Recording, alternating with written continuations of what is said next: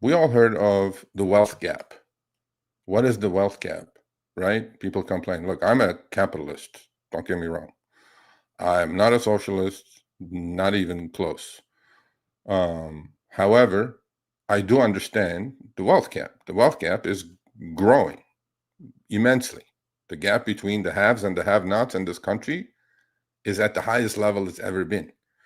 And that demonstrates itself in our markets as well.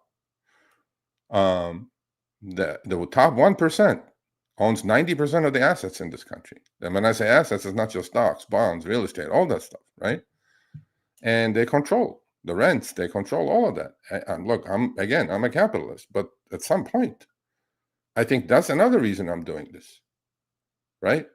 Because the bottom 50% doesn't own anything. Why not? Why do you all go to, buy a cup of latte at Starbucks for $7? Why don't you just put that money aside every week, invest? No. Well, they don't because they're not taught how to invest or what to do with that money. I mean, we teach our kids everything at school, at the elementary school level, middle school level. We teach them about sex. We teach them about, transgender um, issues. We teach them about all that stuff. What don't we teach? That goes, by the way, from elementary school all the way to the end of college. That's because when I say they, banks and credit card companies, and they just want to have a dependent society. Okay? They don't teach them. They don't teach them how to save. They don't teach them how to budget. They don't teach them anything. Well, that's another thing I started the channel for. So the wealth gap could be closed. The only way the wealth gap is going to be closing is educating folks to not go spend crack plastic cocaine that they have, get addicted to it. Save your money. And I'm not telling you go put it in a savings account. Although these days, even if you're in Robinhood, you get 4% APR on your cash, or any money market account, you get 4.25%. Is it keeping pace with inflation? Probably not, but better than nothing, better than when it was zero, right?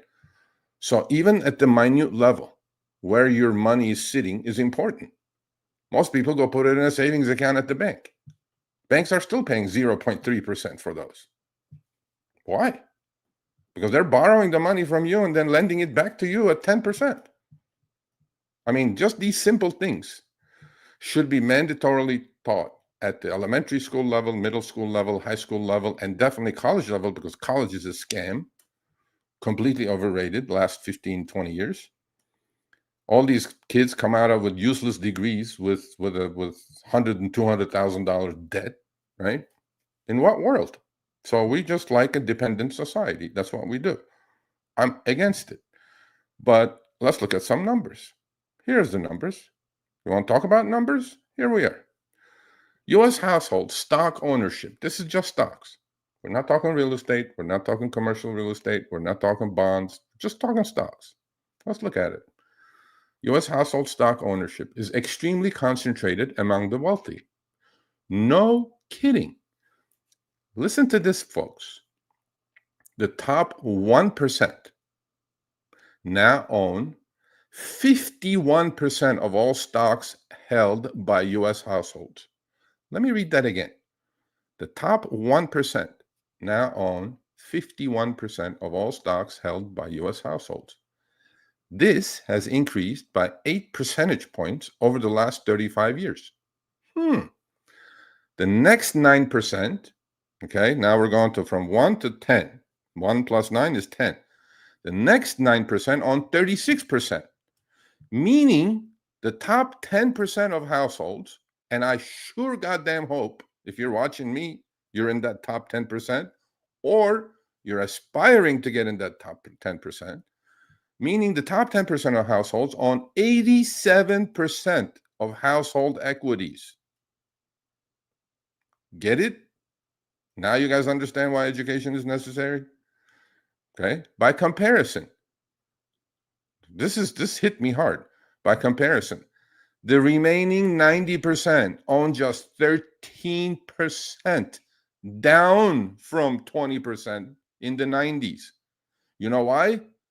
because of inflation, because of debasing of the currency, because of the toilet paper US dollar.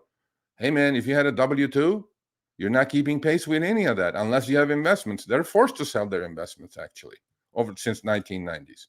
Furthermore, and here's the opposite of the 1%. Furthermore, the bottom 50% of households owned a mere 1 single percent. The wealth divide is growing. Growing? The wealth divide is as large as it's ever been. Top 1% own 51% of all stocks. Top 10% own 87% of all equities. And the bottom 50% own a mere 1%. This needs to change. This must change. On the other hand, the US stock market has never been this large. Well, if you just DCA'd over the last 20 years, okay, you would be doing just fine. DCA meaning dollar cost average. The total US public equity market capitalization hit a record $63.8 trillion. Trillion, according to Goldman Sachs. That's double the size it was 5 years ago. We know what has happened, right? After COVID, zero interest rates, boom, to the skies, to the moon, and we're continuing. We're just making a new all-time high today. Why aren't people participating in it? Because they're broke, right? And they're not taught. Why can't everybody do this? So by comparison, previously, it took 8 years for that to double, 2012 to 2020. In the last 5 years, we doubled again. The US stock market is now more than 3 times larger than Europe's. And listen to this, folks. It's also now larger than combined market size of Europe, China, Hong Kong, Japan, and India. You guys get it? This is the place. This is the place to invest. This is the place where world comes to invest. We have the liquidity. Do we have the right monetary policy and fiscal policy? Absolutely not.